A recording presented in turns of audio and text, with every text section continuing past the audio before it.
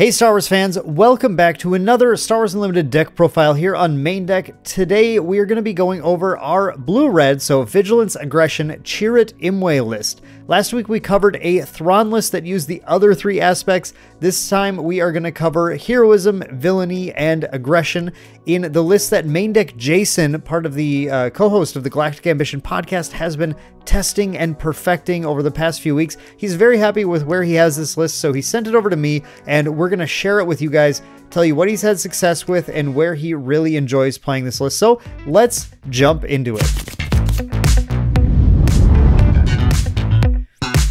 What's up everyone, it's Dan with Main Deck, back with another Star Wars Unlimited deck profile for you. As I said in the intro, this week we're going over Main Deck Jason's Red Chirrut, Aggression Chirrut Imwe list.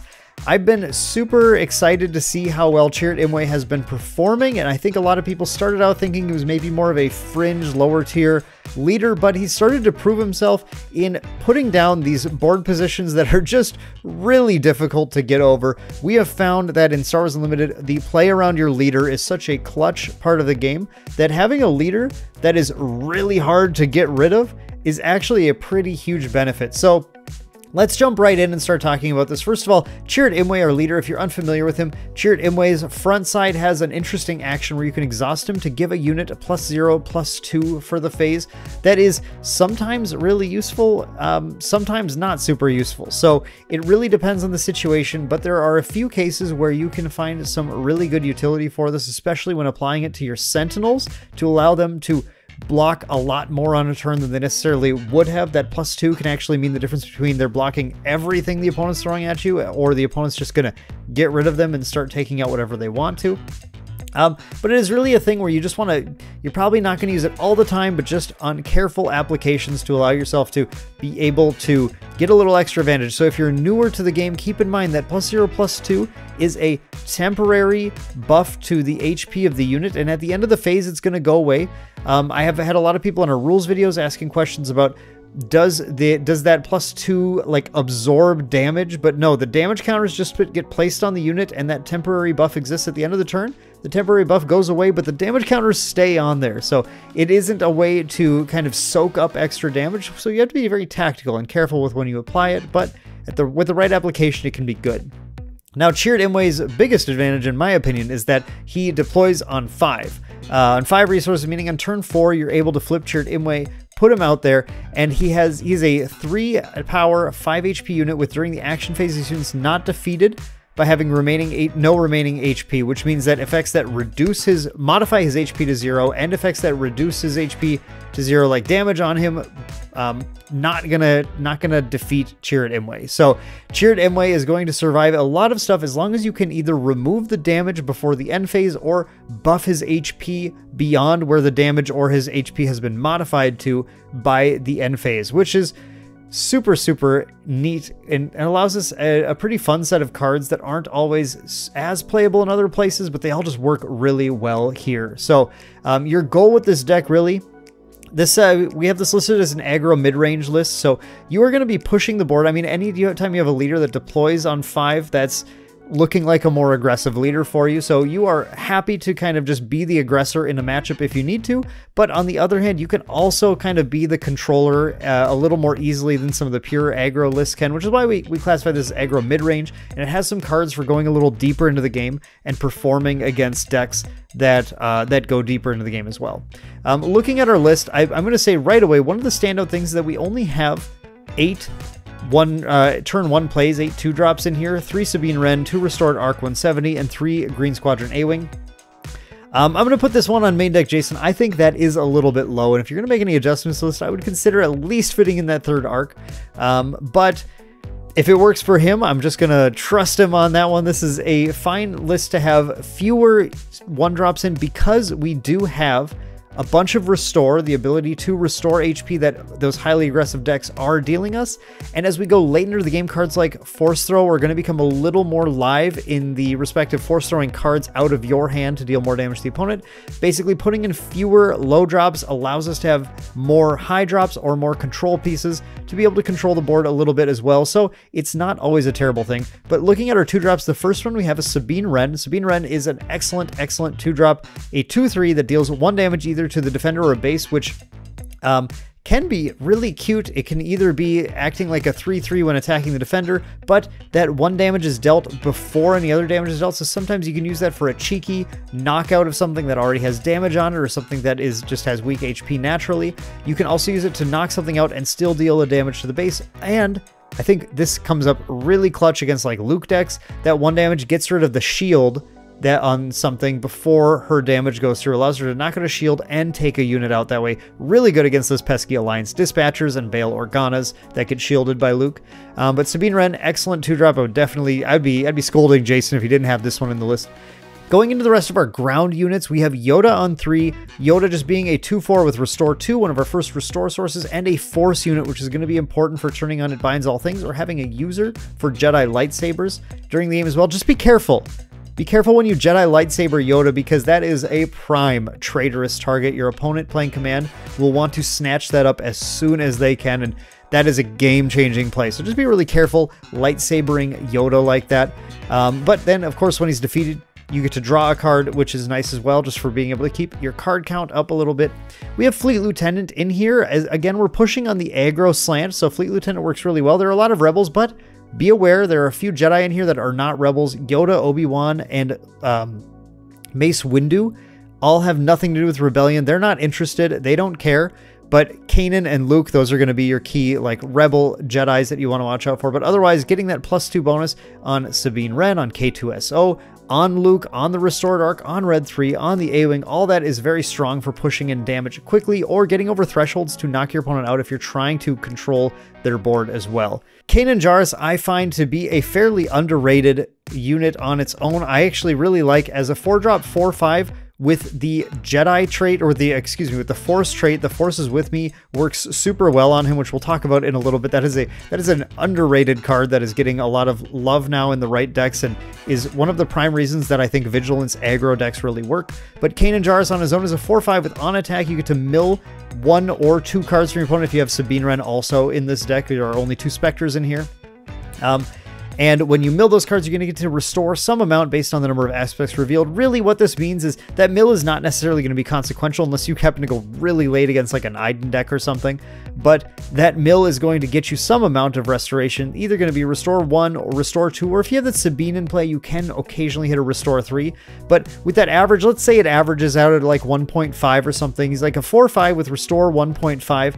On attack is not bad at all for being able to knock things out. And against those aggro decks, he can take out multiple units, because that 5 HP is quite a bit, and will usually be able to get you a little bit of restore in there as well, which is pretty nice. So solid unit, but works really well, again, as a lightsaber wielder for Jedi lightsaber.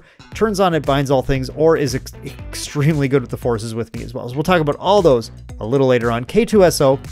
Only 2 of K2SO in here, and that's because, again, he doesn't go with the rest of the theme, but K2SO is a really cool unit because he works really well to help close the game out with that Overwhelm. That Overwhelm makes him a great target for things like Wing Leader, the Forces with me, and Jedi Lightsaber. Don't be afraid to give the droid a lightsaber, because when he has a lightsaber, he is scary. Even though he does not get that reduction that the Force units get on attack, he is still going to become a 7/7 Overwhelm that, if he gets destroyed, punishes the opponent either with extra damage or that discard. That discard being extremely good against the slower decks as they start to hold bigger units as the game goes later. That discard can hit them a lot harder, and against decks where you've actually been able to push the aggro and get your opponent closer to death, that 3 damage can actually just put them out of the game entirely. So K2SO is a really excellent unit to use in here still as well.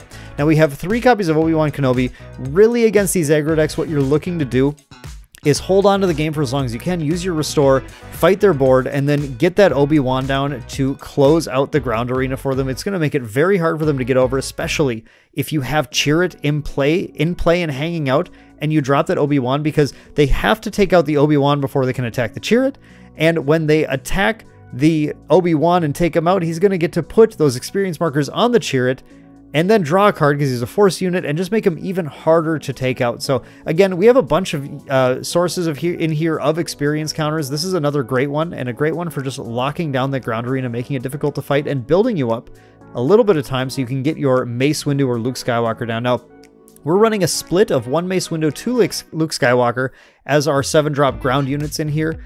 And I think you can really play around with this either way. Look, if you can't afford Luke Skywalkers right now, it's one of the more affordable of the high-powered legendaries, but still, of course, Luke Skywalker is going to cost you a pretty penny if you don't have any. I would say don't be afraid, don't worry about the Lukes, and just jam some more Mace Windus in here, because Mace Windu is extremely underrated right now. As a 5/7 ambush, that's already a solid play. You know, that'd be like a common level play, and it's not terrible. It's going to be able to take stuff out and usually live the hit, but this ability is so good. When this unit attacks and defeats a unit, you get to ready him. Now, I have played against multiple people using Mace Windu decks who do not recognize the immediate threat that Mace Windu is to their board, because Mace Windu comes down, ambushes, say, their Sentinel or something, their Cell Block Guard, whatever they have gets ambushed, taken out.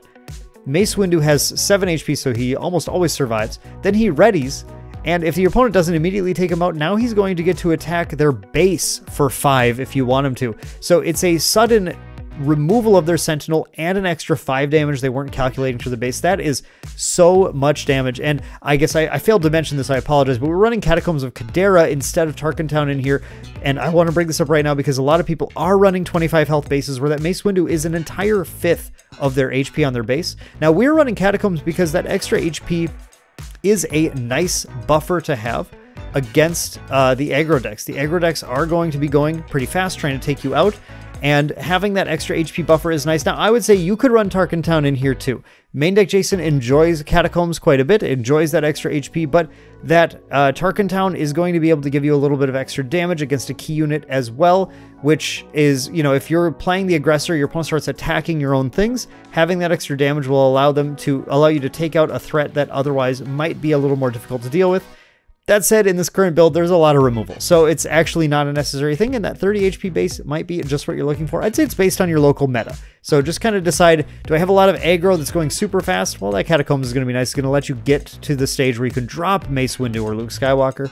Speaking of Luke Skywalker, of course, if you can afford him, he's going to be a great inclusion here because Luke is a total powerhouse of a unit. 6 power, 7 HP, restore 3, when played, -3/-3 something. If something on your side was defeated this turn, -6/-6 something instead.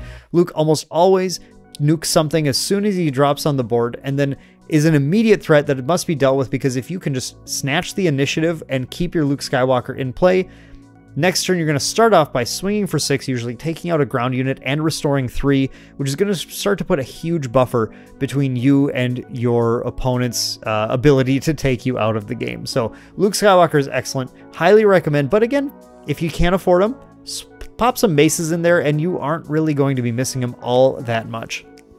Now, hitting our space unit, this deck is running a little more space, just a little more than some other decks tend to run right now, which I actually really agree with, which is another reason I think that third arc would not be a terrible thing here.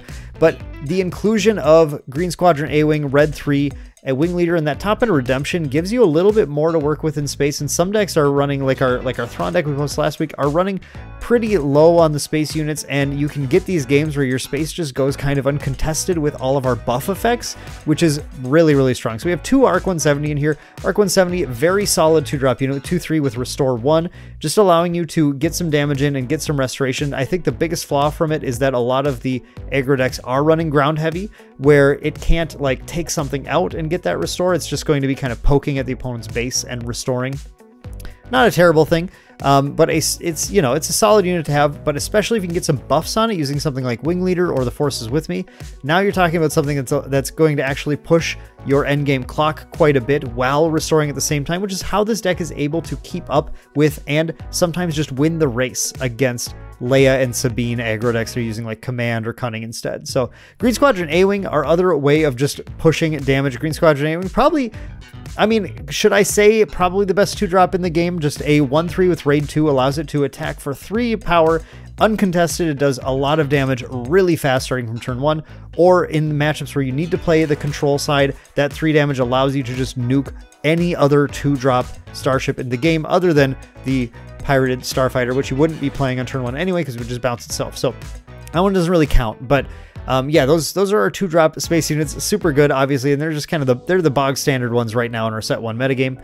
Red 3 is in here as well. Red 3 is awesome because it takes our 2-drop units and brings them to the threshold where they're able to take out 3 HP units with no trouble whatsoever with that raid 1, or just push tons of damage. You'll notice that every single unit in this deck is a heroism unit as well, so that raid 1 is always going to be active, which is super nice. And again, you're getting like overwhelmed with K2SO, you're getting extra damage with your Sabines and your Canaans. Your Mace Windu can take out bigger things and still ready himself. It's great. Red 3 is super good.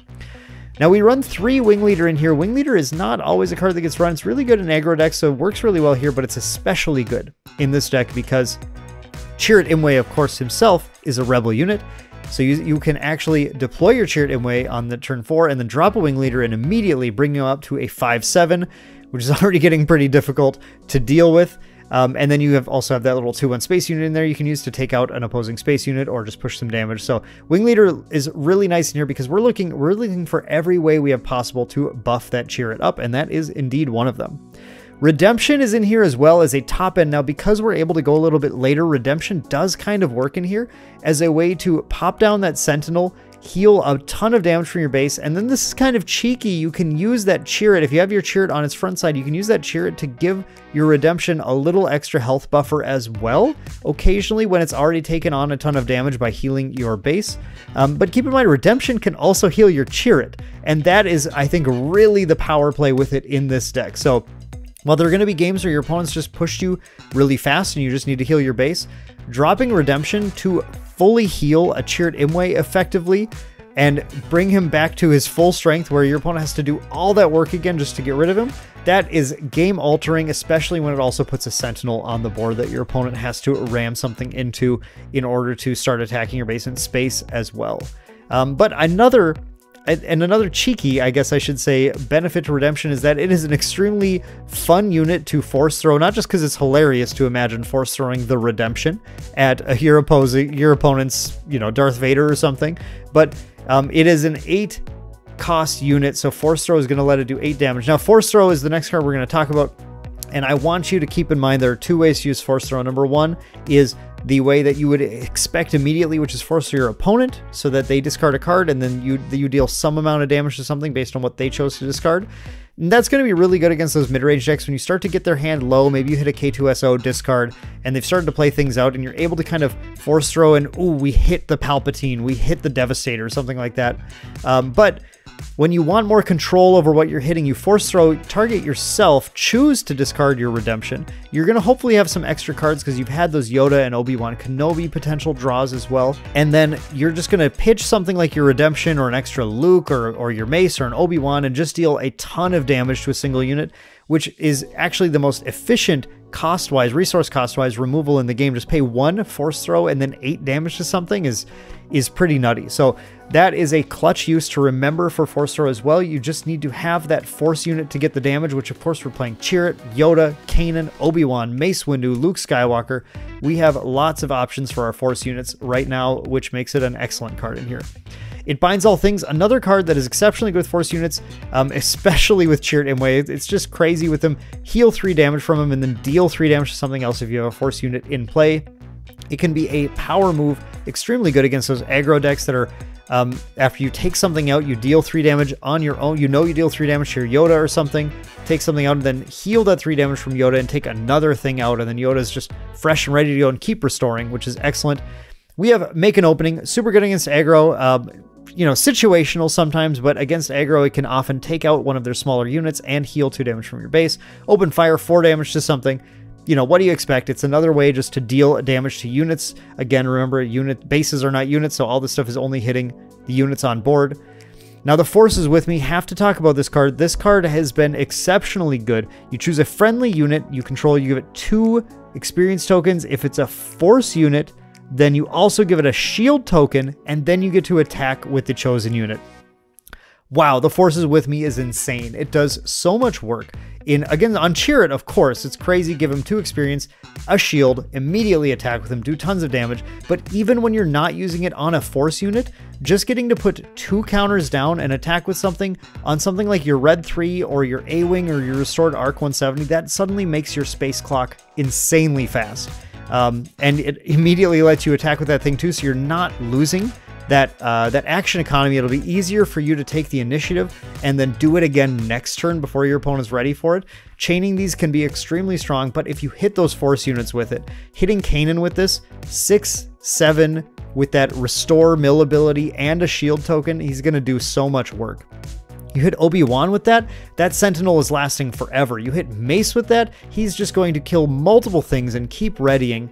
It's a crazy, crazy powerful. There's a reason it's a 3 of in this deck, because it is a really, really good card. And it is, again, I think the reason that blue Vigilance aggression decks tend to work. It just, the Forces With Me is very, very strong for that.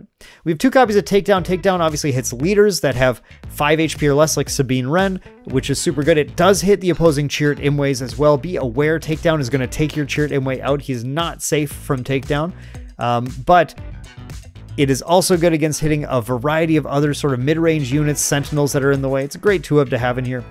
And then finally, Jedi Lightsaber are 1 upgrade in here. Upgrades are obviously awesome for Chirrut because they push that HP threshold above the amount of damage he may have taken. This is a 3 cost for +3/+3. When you put it on a force unit though, you get to -2/-2 your opponent on attack that phase, which makes it so much easier for them just to take anything out. And I want to give a special mention, again, talking about the benefits of Mace Windu. If you put a Jedi Lightsaber on Mace Windu, there is no reason you should lose the ground arena that game, because Mace Windu is going to be able to attack any unit, -2/-2 it, then deal the damage to it. He hardly takes any damage back, and then he readies when he defeats that unit and can do it again. You can sort of machine gun down your opponent's ground units with a Jedi Lightsaber and Mace Windu, which is a crazy powerful play. But otherwise, toss it on the Jedi you need, especially toss it on Chirrut Imwe to make him out of control. People call this Voltron. It's a term that comes from it's a term that comes from Voltron, but then it was ported into Magic the Gathering to be a card that you are going to stack a bunch of upgrades onto, like Voltron combined all of the bots together. You're going to be combining a bunch of upgrades onto Chirrut Imwe in order to make him super powerful. So using Jedi Lightsaber, the Forces With Me, Wing Leader, Obi-Wan Kenobi, always to just put counters, +1/+1 counters, experience counters, or Jedi Lightsaber onto the unit to make him stronger and stronger and stronger. And then just use your effects like Redemption. It binds all things to heal him from the damage he's taken, and then just keep pushing until you win the game. And that is our red Chirrut deck. It is super cool. Now let's take a quick peek at the sideboard you might be working with here as well. So as far as sideboard, again, just like I mentioned in the last video, we are looking at a bunch of cards that you can include in your sideboard, but I highly recommend you tweak your sideboard based on your local metagame. Jason's metagame includes a lot of aggro decks, so he plays a lot of Sabine, and his deck is already mainboard tweaked for those aggro decks with things like make an opening included in there already. But you can feel free to tweak your board, your main board or your sideboard based on what you expect to see. Here are just a few options you might want to include. Forced Surrender, super good card against slower decks. Control and slower mid-range decks, you can run them out of a hand so easily by just getting in an attack with whatever you have in play and then force surrendering them at the perfect turn. Suddenly, the options they've been holding on to all game are gone, and they're at the mercy of their top decks to determine what they're able to play, and you get extra cards in hand, which is super good when you have Force Throw. Also, you can easily set up a turn with, when you get to 7 resources, to force surrender your opponent and then Force Throw something you drew to take out whatever big threat they managed to get in play that turn. Disabling Fangfighter has become a clutch card. I highly recommend putting this in your board just in general, because against Entrenched, which is one of the biggest threats to Chirrut Imwe or Voltron strategies in general, Entrenched is a card that will make it so your opponent, the attached unit, cannot attack bases, which means you can stack all the lightsabers on the world on Chirrut Imwe. Once he can't attack bases, then your opponent is free to just try and take you out in space instead. So you want to have that answer against Entrenched. But also Traitorous or other Chirrut decks, having that destroy and upgrade is super, super useful. If you do want to stack a lightsaber on Yoda and live dangerously, you better have a Disabling Fangfighter to back him up in case that Traitorous gets dropped on him. Now against aggro decks, I really like this inclusion. This is a clever inclusion from main deck Jason. Devotion is a cool card to put in your sideboard against those aggro decks because already upgrades are pretty good on Chirrut because he's hard to get rid of. So Devotion makes it hard for your opponent to kind of, you know, 2-for-1 you, make you lose that extra card by defeating the unit you put on when you put him on Chirrut. It gives him, again, a little health buff so he can get outer range of damage, and then gives him Restore 2. And if you've ever faced Director Krennic, you know how obnoxious it is to have an opposing leader with Restore 2. Now imagine if that opposing leader is like a 6/8 with Restore 2 that has more healing and more upgrades you can stack on him in the future. You can get out of control. So I like Devotion. It's a very clever card in here to give you an extra edge against those mid-range decks where you can drop the Chirrut down turn 4 and Devotion him when you also play something like a Make an Opening or an Open Fire that turn to get rid of some of their board and have your very difficult to kill Chirrut, who's going to immediately start attacking and restoring health as well. Very, very, very solid card. Entrenched is a card you should put in your sideboard yourself if you are worried about things like very strong leaders like Vader that you might have trouble getting rid of, or decks that are weaker, way weaker in space than you. One thing you can do is just go strong into space, try and mulligan to play to space with your Arcs and your Green Squadron A-Wings, and then when the opponent drops any threat to the ground arena, you just entrenched it. So now it can't attack your base. You don't worry about it because you're just going to race them in space while their ground units are becoming neutralized from entrenched. That said, Entrenched is also a fine card to slap on Chirrut in the right situation. You obviously don't want to have it stuck there and you need to be trying to win the game with Chirrut, but when the board becomes very difficult to deal with on the ground arena, putting Entrenched on your Chirrut is one way to just efficiently make him big enough to start taking out the major threats while you wait to drop something to close the game like Luke or Mace Windu or something instead. So that's not the worst thing in the world either, but you want to be in control of when that happens. And then finally, the last thing I can say is that for your sideboard, feel free to shore up your numbers. I just put a picture of Luke here, but there are a number of 2-cost cards in here. Luke is one of them, but so are cards like Make an Opening, Open Fire, Takedown. Those are all cards you can easily slap another copy of in your sideboard and just shore up the numbers versus certain matchups. You might want more Make an Opening against aggro. You might want more Takedown against aggro, actually, just to make sure you can draw it against Sabine. You might want more Luke against decks that are going later, slower, so you have more in-game threats to drop, or more Mace Windu to do that as well, or another Redemption. Those are all reasonable options to shore up your numbers, so don't be afraid to do that in your sideboard as well. Now, we'll have a link down in the description to Jason's current SWOODB deck list with his current sideboard, so you can see what he is packing if you go check that link out as well. But for now, I want to just leave you with those options so you can feel free to explore the super fun red Chirrut deck against your local metagame, see what works, see what doesn't, and if you do play it, let us know down below how it goes for you. We would love to hear from you guys, how you are enjoying these decks that we're posting, and let us know if you are able to, you know, take your locals with it or at least give them a hard time, because Jason certainly has been having a lot of success with this deck as well. Which is super fun, super exciting. We're going to have some more of these deck profiles for you in the future, but I do hope you enjoyed this one. Let me know down below by giving the video a like or leaving a comment. And of course, subscribe if you want to catch more of our deck profiles coming in the future as well. Very, very fun one coming in a week or two. And whenever we're ready to post this one, a deck we built specifically to beat Boba Fett, and it turns out it's been quite good against a lot of the metagame as well. So that's going to do it for today, though. Thank you all so much for watching, and we'll see you in the next one.